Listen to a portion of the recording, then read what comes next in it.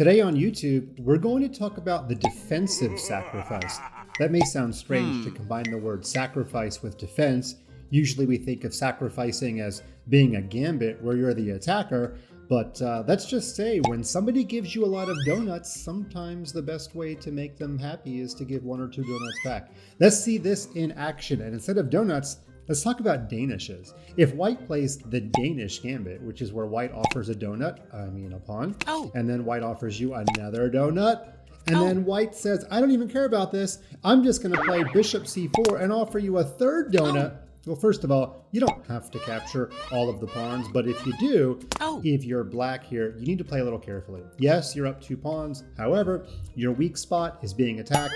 This other bishop is in the game, and you have no center control at all. So if you start bringing your knights out, this pawn might come up to the square e5, and it's actually a little bit hard to figure out where your knight is supposed to go. There are some ideas, but you have to be a super genius to find them. For example, to show you how much trouble black might get in, let's say black plays a move like d6 to guard this square to try to get the knight out.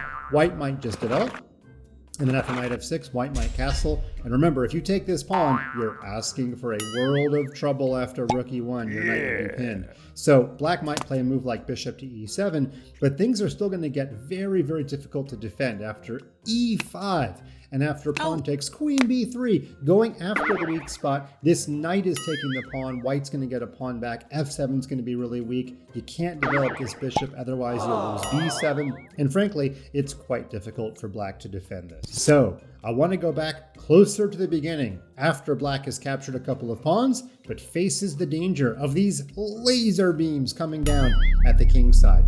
If you're black in this position, you might want to give both pawns back to reduce the chance of attack and get a playable middle game. Now, how could you do that? Well, it all starts with this really important first move, and it's not going to look like it makes very much sense, but it's pawn to d5, and this seems to break all of the rules I've ever taught you about first grade math, because there is 1, 2, 3 attackers, only 1 defender. That's bad news bears on that pawn. However, the goal is not to keep all of the pawns you've been given. The goal is to survive into the middle game. Now, if white takes with the pawn, black is pretty happy. First of all, the bishop is no longer attacking our weak spot. And secondly, when our knight comes to the square f6, it cannot be bothered by that e-pawn coming down the board because the e-pawn just became a d-pawn. So black has a very good chance to just develop the knight, develop the bishop to one of these 2 squares, castle, and have 1 extra pawn, but a safe king. Let's go back.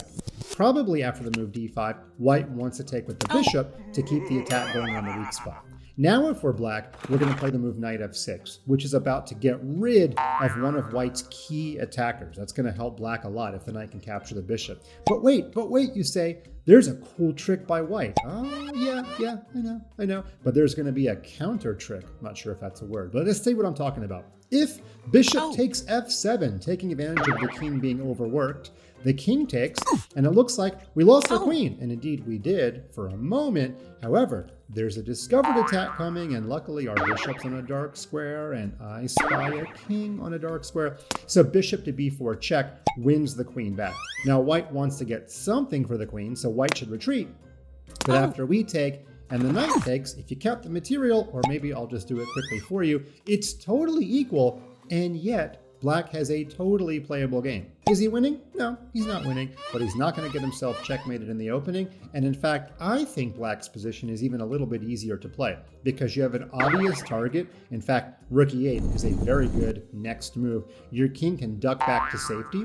You have successfully sort of castled by hand, and you have no problem developing either of these pieces because right now white is not pressuring any of your queenside pawns. So black gave back both pawns to get a totally normal middle game, and if you're a better player, you should be able to outplay your opponent. Don't forget about the defensive sacrifice. Sometimes you have to give back that material to get to a good position. Also, go easy on the donuts, chess kids.